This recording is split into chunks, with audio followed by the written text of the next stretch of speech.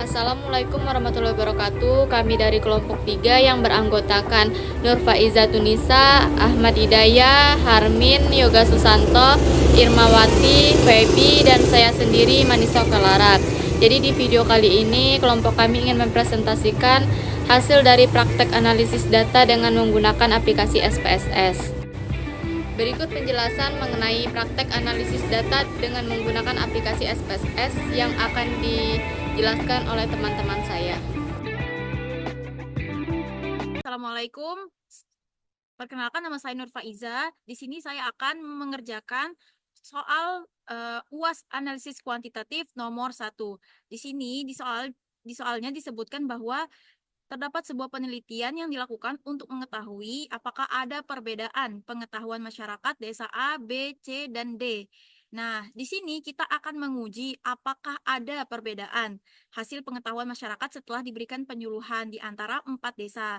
Dan juga di sini sudah terdapat display data dari masyarakat desa A sampai dengan D, dan juga hipotesis yang akan kita uji adalah apakah terdapat perbedaan pengetahuan masyarakat desa A, B, C, dan D setelah diberikan penyuluhan. Nah, di sini saya sudah menyiapkan data ya dalam sebuah tabel Excel. Kita akan masukkan terlebih dahulu ya datanya. Di sini kita ke variable view.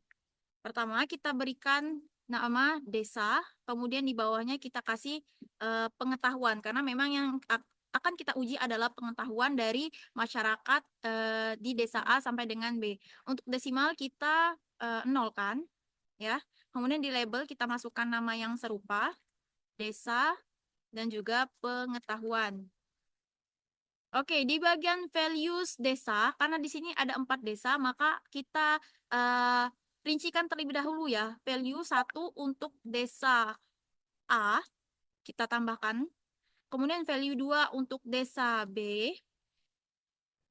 Value ketiga untuk desa C. Dan value keempat untuk desa D. Oke, di sini kita add, kemudian kita klik OK. Nah, setelah itu kita pergi ke data view. Nah, di sini saya sudah mengcopy paste ya data dari keempat desa tersebut. Nah, ini datanya.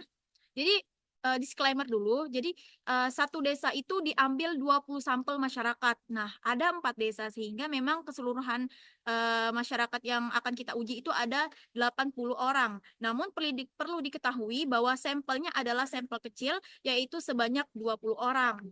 Di sini ya, untuk menguji soal nomor 1, saya menggunakan uji ANOVA one way. Kenapa? Karena pertama, sampel yang digunakan adalah sampel yang kecil. Kemudian yang kedua, sebelumnya saya sudah menguji normalitas data terlebih dahulu. Tapi nanti saya akan uji ulang. Nah, di normalitas data ternyata ditemukan bahwa data tersebut terdistribusi secara normal. Sehingga memang uji yang paling cocok itu adalah uji ANOVA one way. Dan terakhir ya, alasannya karena memang yang ingin saya uji adalah perbandingan pengetahuan, bukan adanya hubungan, tapi lebih ke perbandingan antara satu sampel dengan sampel lainnya. Nah, di sini kita akan menguji terlebih dahulu normalitas data. Klik Analyze, kemudian klik Descriptive Statistik, kemudian pergi ke Explore. Nah, kemudian untuk desa, itu kita masukkan ke factor list. Sedangkan pengetahuan kita masukkan ke dependent list. Kemudian kita klik plots. Nah, di plot ini kita klik normality plot with test. Klik continue dan klik OK. Nah, di sini sudah ditampilkan ya beberapa tabel. Namun tabel yang ingin kita baca itu adalah test of normality. Nah, diketahui bahwa karena memang data yang kita gunakan itu adalah data kecil ya, artinya di bawah 50, maka uji yang kita lihat itu adalah uji Shapiro-Wilk, karena memang uji Shapiro-Wilk ini adalah uji yang digunakan untuk mengecek normalitas data dengan jumlah data di bawah 50. Nah, Shapiro-Wilk ini kita bisa melihat data atau nilai signifikansinya itu di atas 0,5 ya. Kita bisa lihat di sini datanya di atas 0,5. Artinya apabila nilai signifikansi di atas 0,5, maka bisa disebut bahwa data tersebut berdistribusi secara normal. Bila datanya di bawah 0,5 maka tidak terdistribusi secara normal. Nah, jika kita lihat ya nilai signifikansi ini, maka kita simpulkan bahwa memang data dari keempat desa tersebut terdistribusi secara normal. Oke, untuk uji normalitasnya sudah lolos uji. Selanjutnya kita akan menguji ANOVA one way. Pertama kita klik analyze, kemudian kita klik compare means. Nah, di sini kita pilih one way ANOVA. Nah, kemudian untuk desanya kita masukkan ke faktor, pengetahuannya kita masuk ke dependent list. Nah, kemudian kita klik options. Nah, di option ini kita klik descriptive dan juga homogeneity of variance. Kenapa homogeneity? Karena memang kita juga akan mengecek homogenitas data. Klik continue, kemudian klik OK. Tunggu sebentar. Nah, kita akan lihat hasilnya di sini. Nah, one way. Oke. Di bagian deskriptif ya, kita bisa melihat bahwa rata-rata data dari keempat desa ini cukup besar ya. Nah, jika kita simpulkan bahwa nilai pengetahuan dari keempat desa ini ternyata nilai pengetahuan tertingginya itu ada di desa B, yaitu sebesar 8,55. Nah, kemudian untuk homogenitas data, nilai signifikannya itu di atas 0,05 ya, atau sebesar 0,531. Artinya, ya hipotesisnya adalah apabila nilai signifikansi untuk homogenitas itu di atas 0,05, artinya data tersebut homogen, sama. Tapi jika datanya di bawah, nilai signifikansinya di bawah 0,05 maka tidak homogen. Nah, jika dilihat dari hasil pengujian homogenitas data ini, nilai signifikansinya itu sebesar 0,531. Artinya memang data ini adalah data homogen. Dan terakhir kita akan melihat nilai uji ANOVA-nya. Di sini kita cukup melihat nilai signifikansi ya, yaitu sebesar 0,197. Hipotesisnya, apabila nilai signifikansi ANOVA-nya di atas 0,05, maka hipotesisnya adalah terdapat perbedaan pengetahuan ya antara masyarakat desa A, B, C, dan D setelah diberikan penyuluhan. Nah, tetapi apabila nilai signifikansinya di bawah 0,05, maka tidak terdapat perbedaan. Nah, jika kita melihat dari hasil ANOVA ini, maka bisa disimpulkan ya bahwa nilai signifikansinya itu sebesar 0,197, artinya ini lebih besar ya daripada 0,05, maka dapat disimpulkan bahwa terdapat perbedaan pengetahuan masyarakat desa A, B, C, dan D setelah diberikan penyuluhan. Nah, akhirnya kita mendapatkan jawaban ternyata pemberian penyuluhan bagi masyarakat desa A, B, C, dan D itu memberikan pengaruh ya, memberikan pengaruh yang positif, pengaruh yang baik karena memang terdapat perbedaan pengetahuan dari masyarakat yang sebelumnya tidak tahu menjadi tahu. Nah, sebelumnya mohon maaf saya lupa tadi menjelaskan di awal bahwa ada 3 langkah untuk menguji ya suatu data menggunakan uji ANOVA. Pertama kita harus melakukan uji normalitas, kedua kita harus menggunakan uji homogenitas, dan terakhir baru kita menggunakan uji ANOVA one way. Terima kasih, itu saja dari saya. Wassalamualaikum warahmatullahi wabarakatuh.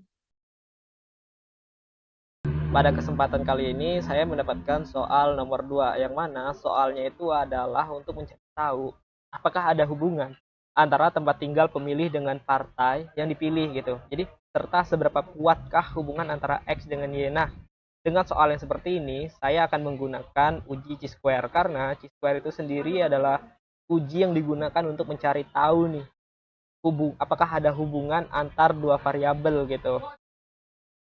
Jadi kita langsung masuk saja tanpa berlama-lama.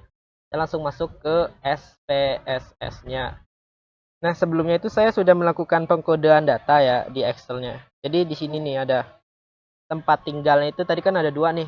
Variabel tempat tinggalnya itu adalah di desa dan juga di kota. Nah, untuk desa saya lakukan kode 1. 1 itu berarti desa, terus untuk kota saya lakukan dengan kode 2. 2 berarti kota. Gitu juga dengan partai. Partai itu ada A, B, C, D sampai dengan J. Jadi partainya itu totalnya ada 10, teman-teman. Jadi kode yang saya masukkan itu sama 1, 2 sampai dengan 10 gitu. Jadi partai A 1, partai B 2, partai 3, partai C 3 dan seterusnya begitu. Nah, setelah ini kita langsung masuk ke SPSS saja ya. Pertama, di sini kan sudah saya masukkan nih nih. Biar apa? Biar waktu videonya itu nggak terlalu panjang. Jadi saya sudah masukkan sebelumnya, sudah saya input data-datanya. Jadi kita langsung saja nih. Kita lihat variabel datanya itu ada 3 di sini kan. Pertama, kita masuk ke variabel view dulu nih. Pertama kita masukkan dengan nama tempat, terus 2-nya partai, 3-nya suara nih. Tipe datanya itu jangan lupa dimasukkan ke numerik ya, dan juga desimalnya itu 0, biar kita ketika melihat datanya itu ya nggak sulit lah, nggak menyulitkan kita. Terus labelnya kita samakan juga nih, tempat, partai, jumlah suara. Nah, di bagian value, kalian ketik value nih, kalian pencet yang titik 3. Nah, terus value-nya ini kita ketik dengan sesuai kode tadi, 1, labelnya desa. Jadi 1 untuk desa, 2 untuk kota gitu. Begitu pula dengan yang partai nih. Kita ketik value-nya itu 1, labelnya itu partai A. Value 2 itu partai B, dan seterusnya gitu ya. Tergantung dengan data yang kita dapatkan. Nah, setelah melakukan meletakkan data-data di variabel view, kita masuk ke data view. Data view ini berarti kita menginput data, teman-teman. Dapatnya dari mana nih? 1 nih, 2 ini, 1, 2. Nah, ini kita dapat dari hasil pengkodean data kita tadi yang telah saya masukkan ke Excel ini gitu. Tapi karena tadi untuk menghemat waktu, saya sudah masukkan ya. Jadi nanti kita salin aja ini. Kita masukkan ke bagian tempat nih. Ya, menyesuaikan dengan data kita lah gitu. Nah, setelah kita input data, kita apakah langsung menganalyze menggunakan chi-square? Oh, tentu tidak nih. Pertama, kita lakukan penimbangan data dulu. Penimbangan data nih, kita pencet data. Terus kita pencet weight case. Kita pilih nih. Kita pilih weight case. Terus, ini udah saya masukkan tadi ya. Terus kita masukkan ini jumlah suara nih. Bagian nih, yang bagian frekuensi suara. Kita pencet OK aja. Nah, nanti bakal keluar kayak gini. Kita keluarin dulu. Terus kita langsung pencet analyze. Kita pilih descriptive statistik. Kita pilih cross tab.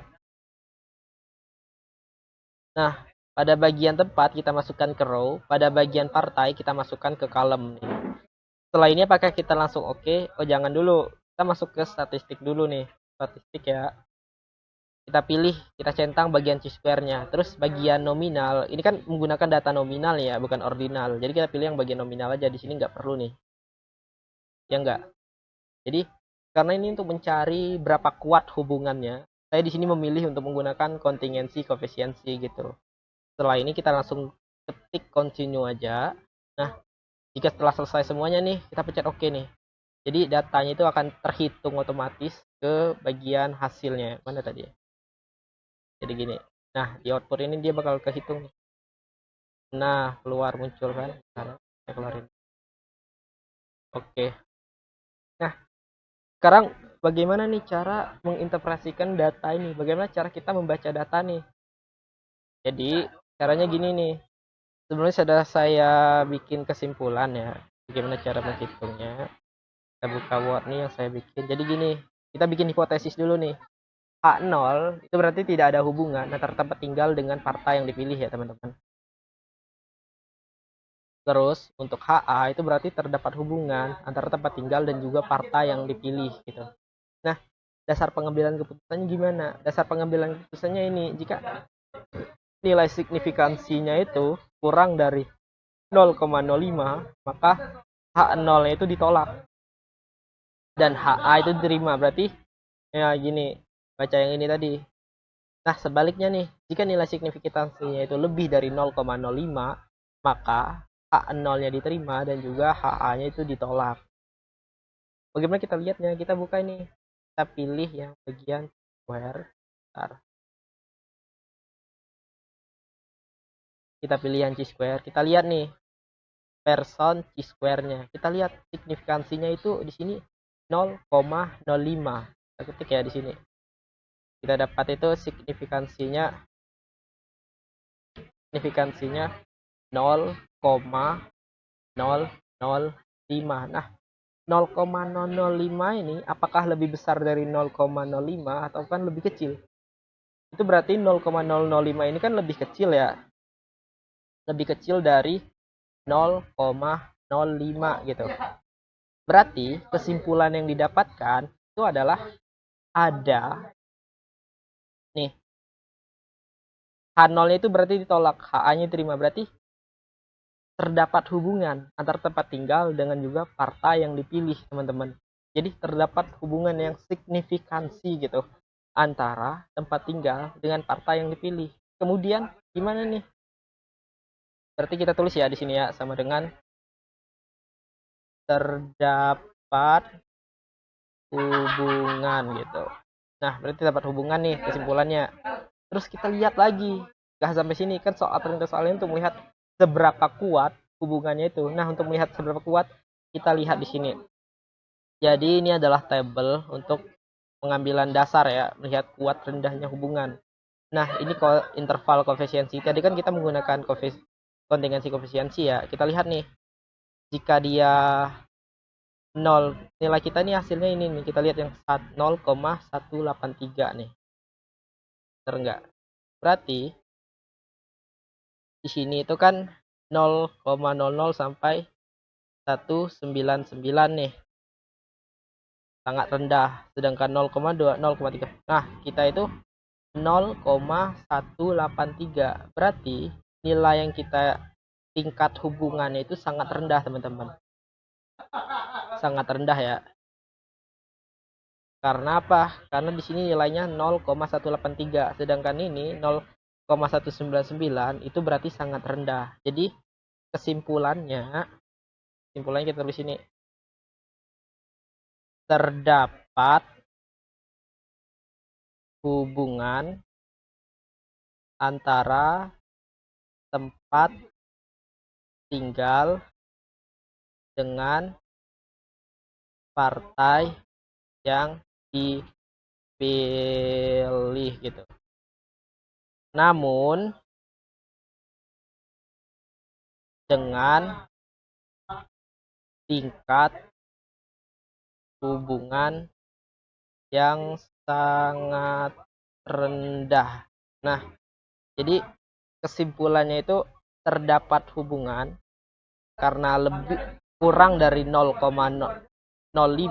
itu berarti terdapat hubungan, akan tetapi hubungannya itu sangat rendah ya. Jadi kesimpulannya gitu, terdapat hubungan antara tempat tinggal dengan partai yang dipilih namun dengan tingkat hubungan yang sangat rendah.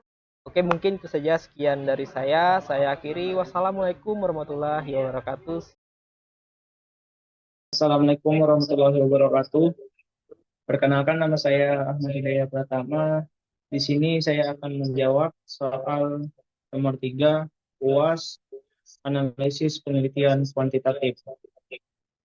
Nah, di sini terdapat sebuah penelitian dilakukan untuk menjelaskan hubungan antara frekuensi anak menonton YouTube dengan anak berperilaku tantrum.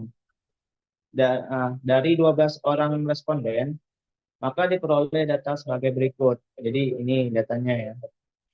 Nah, kemudian perintahnya, tentukan uji statistik yang tepat untuk menguji apakah terdapat hubungan antara frekuensi anak menonton YouTube dengan anak perilaku tantrum, serta tentukan kekuatan hubungan antara X dan Y. Nah, di sini saya akan menggunakan uji korelasi Spearman karena dia untuk menguji hubungan antara anak menonton YouTube dengan anak berperilaku tantrum. Jadi langsung saja kita masuk ke SPSS-nya dan datanya. Nah, ini data tadi dari soal tadi sudah saya masukkan ke dalam Microsoft Excel. Nah, dari SPSS-nya kita langsung masuk ke data view ya. Data view. Oke, sudah masuk. Kemudian dari Excel-nya kita salin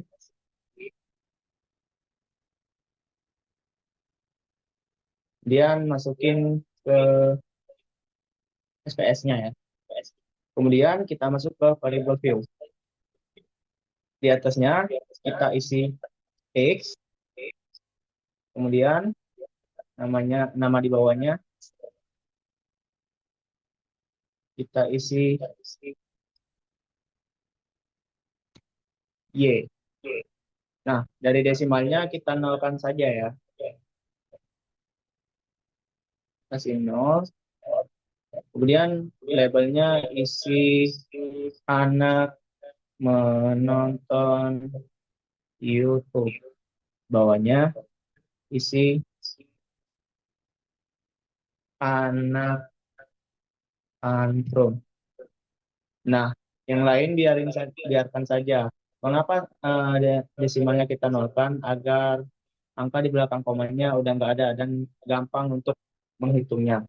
Jadi untuk mengetahui hubungan antara variabel X dengan variabel Y, kita analisis terlebih dahulu. Pertama-tama kita klik Analyze, kemudian klik Correlate, dan masuk ke Bitrate.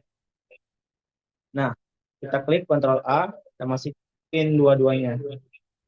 Pastikan kita terlebih dahulu centang Spearman-nya, kemudian persennya kita hilangin ya. Kemudian pastikan bahwa test of significance-nya to Taylor tercentang dan flag significant-nya, significant correlation-nya juga ikut tercentang. Langsung kita klik OK. Nah, ini outputnya. Jadi untuk penjelasan outputnya kita ada dasar lebih dahulu. Untuk dasarnya, dasar pengambilan keputusannya, jika signifikansinya kurang dari 0,05 dikatakan berkorelasi atau memiliki hubungan. Jika nilai signifikansinya lebih dari 0,05, maka bisa dikatakan tidak memiliki hubungan atau tidak berkorelasi. Nah, masuk ke output tadi. Jadi nilai signifikansinya 0,123. Dapat dikatakan bahwa lebih dari 0,05. Tadi berdasarkan dasar pengambilan keputusannya, jika nilai signifikansinya lebih dari 0,5, maka tidak berkorelasi atau tidak memiliki hubungan. Jadi dapat dikatakan bahwa variabel X anak menonton YouTube dengan variabel Y anak tantrum itu tidak memiliki hubungan. Kemudian untuk melihat nilai tingkat kekuatan korelasinya, di sini ada 4 panduan. Jika nilai koefisien korelasinya 0,00 sampai 0,25, maka dibilang hubungan sangat lemah. Jika nilai koefisiennya 0,26 sampai 0,50, maka dapat dikatakan dia memiliki hubungan cukup kuat. Kemudian selanjutnya nilai koefisiennya 0,51 sampai 0,75 dapat dikatakan memiliki hubungan yang kuat. Kemudian jika 1,00 maka memiliki hubungan yang sempurna. Jadi kita lihat kembali ke output tadi. Kita fokus ke correlation coefficient-nya. Jadi hasilnya 0,470. Dapat dikatakan bahwa dia masuk ke kriteria yang ini ya. Jadi dapat dikatakan bahwa variabel X anak menonton YouTube dengan variabel Y anak tantrum itu memiliki hubungan yang cukup kuat. Jadi pada kesimpulannya, berdasarkan output di atas, diketahui nilai signifikan to Taylor sebesar 0,470 karena nilai sig 2 min to Taylor lebih dari 0,05. Maka dapat dikatakan bahwa tidak adanya hubungan yang signifikan antara variabel X dan variabel Y. Dari output SPSS-nya sendiri diperoleh angka koefisien korelasi sebesar minus 0,123. Artinya, tingkat kekuatan korelasinya atau hubungannya adalah hubungan yang cukup kuat, memiliki hubungan yang cukup kuat. Mungkin sekian dari saya. Terima kasih. Assalamualaikum warahmatullahi wabarakatuh. Kenalkan, saya Febisa Nandita dari kelas Sosiologi 5A. Nah, di sini saya akan menjawab pertanyaan nomor 4, soal UAS kuantitatif. Nah, baiklah, sebelumnya di sini saya akan membacakan soalnya terlebih dahulu, yaitu sebuah penelitian dilakukan untuk mengetahui adakah hubungan antara orang tua yang menikah di usia dini dengan kejadian balita stunting dari 15 orang responden. Nah, tentukan uji statistik yang tepat untuk menguji apakah terdapat hubungan antara orang tua yang menikah di usia dini dengan kejadian balita stunting, serta tentukan kekuatan hubungan antara X dan Y dengan signifikansi 5%. Nah, baik, di sini saya akan menggunakan uji korelasi Pearson. Mengapa sih saya menggunakan uji tersebut? Karena uji korelasi Pearson adalah uji yang mengukur terkait keeratan hubungan secara linier antara dua variabel yang mempunyai distribusi data normal. Nah, sesuai dengan soal yaitu menentukan apakah terdapat hubungan antara orang tua yang menikah di usia dini dan kejadian balita stunting, serta kekuatan hubungannya itu ada beberapa persen. Nah, jelas uji tersebut sangat relevan dengan soal yang akan dibahas nantinya. Nah, setelah saya menentukan uji korelasi Pearson, baik, langsung saja kita ke Excel dan masukkan data X, yaitu orang tua yang menikah di usia dini, kita masukkan semua, dan di data Y yaitu kejadian balita stunting. Nah, kita masukin semua. Nah, setelah semua data X dan data Y sudah termasukkan ke Excel, kita ke SPSS. Nah, di SPSS kita ke variable view. Di variable view kita ketik di sini X, terus kita enter, terus di bawahnya Y, terus kita enter. Nah, di label X kita ketik orang tua yang menikah di usia dini. Terus di label Y kita ketik kejadian balita stunting. Nah, setelah semua data X dan Y sudah dimasukkan ke variable view, kita ke data view di sebelahnya. Nah, di data view kita copy paste data yang ada di Excel tadi. Kita copy paste data X dan Y. Nah, setelah di copy paste, setelah semua data X dan Y sudah tercantum di sini dan sudah benar, kita ke analyze. Nah, di analyze kita klik correlate. Nah, di correlate kita klik bivariate. Nah, di variate di sini kan ada data X yaitu orang tua yang menikah di usia dini dan data Y yaitu kejadian balita stunting. Nah, kedua data tersebut kita pindahkan ke variabel, masing-masing variabel kita pindahkan semua. Nah, setelah sudah dipindahkan, kita klik person, terus kita klik juga to tell. Nah, setelah semua sudah terklik, kita klik OK.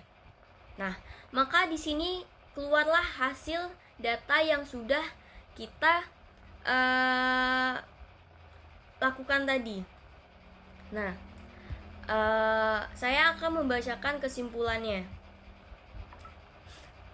Untuk pengambilan keputusan, jika nilai signifikansi lebih kecil dari 0,05, maka terdapat korelasi. Dan jika nilai signifikansinya lebih besar dari 0,5, maka tidak terdapat korelasi. Nah, dari hasil SPSS berikut, dapat dilihat bahwa nilai signifikansinya ialah 0,774, yang artinya nilai signifikansi lebih besar dari 0,05, maka tidak terdapat hubungan antara orang tua yang menikah di usia dini dengan balita yang stunting. Kemudian Untuk kekuatan, tidak adanya hubungan variabel orang tua yang menikah di usia dini dengan kejadian balita stunting ialah hubungan yang sempurna, karena nilai korelasinya ialah 0,081. Sesuai dengan dasar pengambilan keputusan, jika nilai korelasi 0,081 sampai lebih dari 0,81 ialah hubungannya sempurna. Berarti kekuatan tidak ada hubungan variabel orang tua yang menikah di usia dini dengan kejadian balita stunting ialah sangatlah kuat. Mungkin itu saja yang dapat saya sampaikan. Assalamualaikum warahmatullahi wabarakatuh.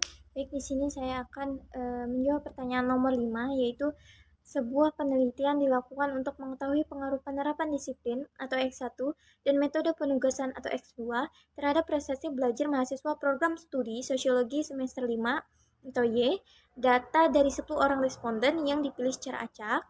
Lalu, tentukan uji statistik yang tepat untuk menguji bagaimana hubungan antara penerapan disiplin atau X1 dan metode penugasan atau X2 secara bersama-sama dengan prestasi belajar mahasiswa atau Y. Apakah hubungan ketiga variabel tersebut signifikan? Seberapa besar variabel X1 dan X2 mempengaruhi variabel Y?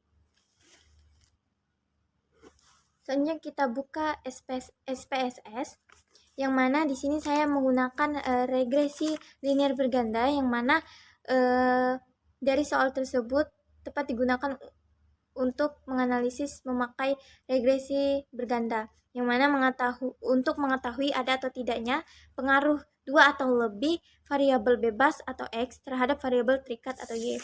Nah, selanjutnya kita menganalisis.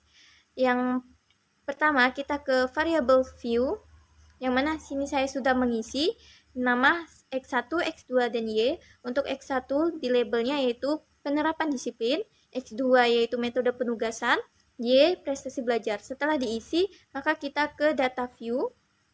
Nah, setelah ke data view, kita salin sampel atau data X1, X2, dan Y. Setelah itu, kita ke analyze, lalu kita ke regression, linear. Nah, untuk dependent itu yaitu prestasi belajar, dan X1, X2-nya itu ke independent. Setelah itu kita oke. Nah, di sini sudah terdapat output SPSS yang sudah kita analisis. Selanjutnya kita ke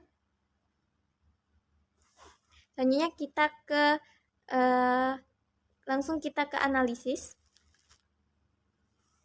Baik, di sini kita langsung menganalisis untuk regresi berganda. Yang pertama yaitu konsep dasarnya, yaitu analisis regresi berganda bertujuan untuk mengetahui ada atau tidaknya pengaruh 2 atau lebih variabel bebas atau X terhadap variabel terikat atau Y. Nah, uji T bertujuan untuk mengetahui ada atau tidaknya pengaruh parsial atau sendiri yang diberikan variabel bebas terhadap variabel terikat.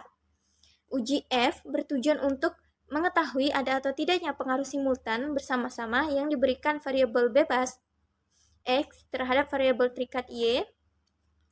Koefisien determinasi berfungsi untuk mengetahui berapa persen pengaruh yang diberikan variabel X secara simultan terhadap variabel Y. Untuk hipotesis H1, terdapat pengaruh penerapan disiplin X1 terhadap prestasi belajar mahasiswa program studi sosiologi semester 5 Y. H2, terdapat pengaruh metode penugasan X2 terhadap prestasi belajar mahasiswa program studi sosiologi semester 5 Y. H3, terdapat pengaruh penerapan disiplin X1 dan pengaruh metode penugasan X2 secara simultan terhadap prestasi belajar mahasiswa program studi sosiologi semester 5 Y. Selanjutnya,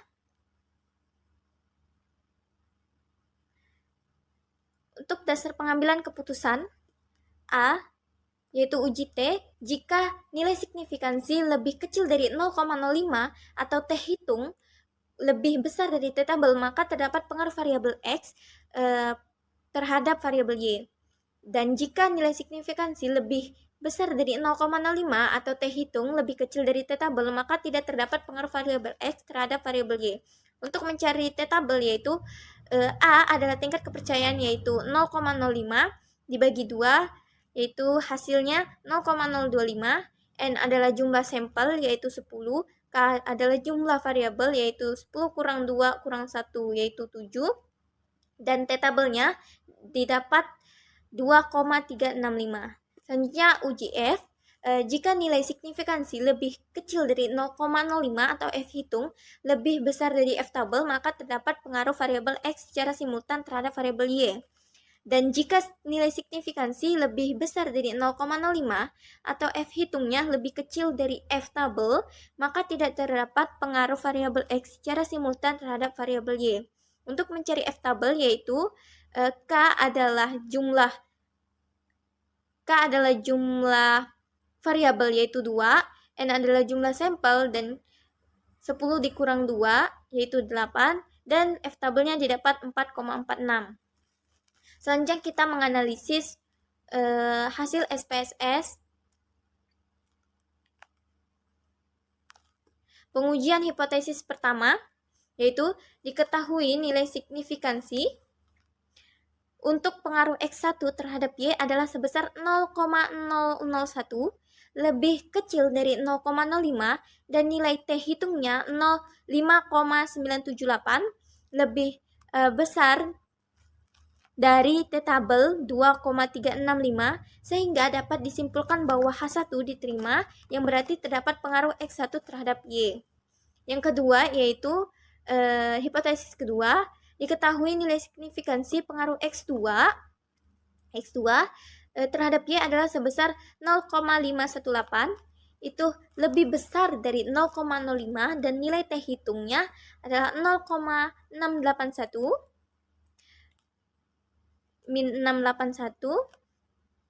lebih kecil dari T-tabel yaitu 2,365 yang sudah dicari tadi, sehingga dapat disimpulkan bahwa H2 itu ditolak yang berarti tidak terdapat pengaruh X2 terhadap Y.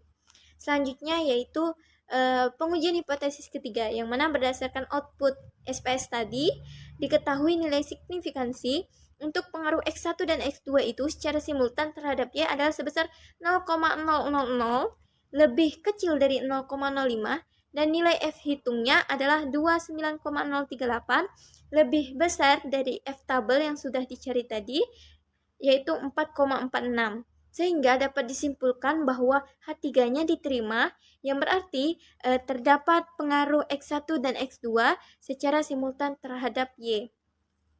Selanjutnya yaitu koefisien determinasi, yang mana berdasarkan output dari SPSS diketahui nilai R-square-nya itu adalah 0,892, yang mengandung arti bahwa pengaruh variabel X1 dan X2 secara simultan terhadap variabel Y sebesar 89,2%. Baik, mungkin sekian, terima kasih.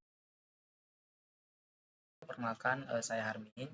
Jadi di sini saya akan menjelaskan soal nomor 6. Jadi di sini soalnya berkaitan dengan metode pengajaran pada mahasiswa sosiologi mata kuliah bahasa Inggris. Di sini ada 3 metode, ceramah, debat, dan games. Dan untuk pengujiannya kita menggunakan pengujian one way ANOPA karena dia menguji 3 kelompok yang tidak berpasangan. Dan juga ini merupakan skala interval dan sesuai dengan pengujian ANOPA, skalanya interval. Jadi di sini sudah saya sederhanakan untuk soalnya. Kita menggunakan Excel ya. Di sini ceramah kita kasih kode 1, debat kasih kode 2, dan games kasih kode 3. Dan ini sudah saya satukan. Lalu langsung saja kita masuk ke pengerjaan di SPSS ya.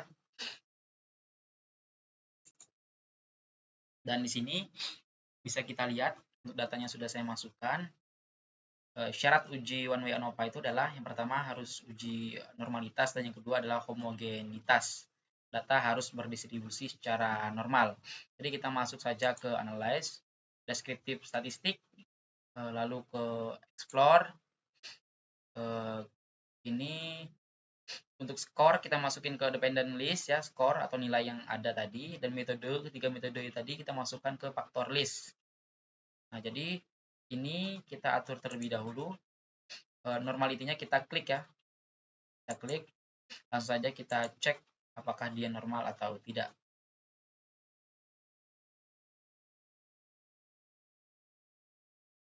Dan di sini datanya. Nah, jadi kriteria pengujian normalitas itu yang perlu kita ketahui adalah, jadi di sini, nah di sini apabila dia kurang dari 0,5 data tidak normal. Kalau dia lebih dari 0,5 data berdistribusi secara normal. Jadi kita lihat dari hasil SPSS-nya. Nah, di sini datanya itu melebihi 0,05. Jadi ada 0,758, 0,6, 0,430 ya. Nah, dari ketiga metode tersebut. Jadi kesimpulannya data berdistribusi secara normal. Nah, lalu kita lanjut ke pengujian homogenitas dan masuk ke pengujian ANOVA ya. Nah, jadi kita klik saja langsung analyze, habis itu compare means, habis itu one way ANOVA ya. Jadi score. Jadi ini tadi posisinya begini. Nah, metode kita masuk ke faktor, skor kita masuk ke dependent list. Habis itu kita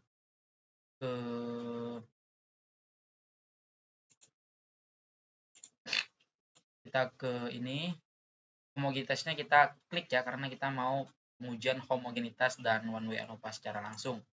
Jadi kita langsung okekan saja.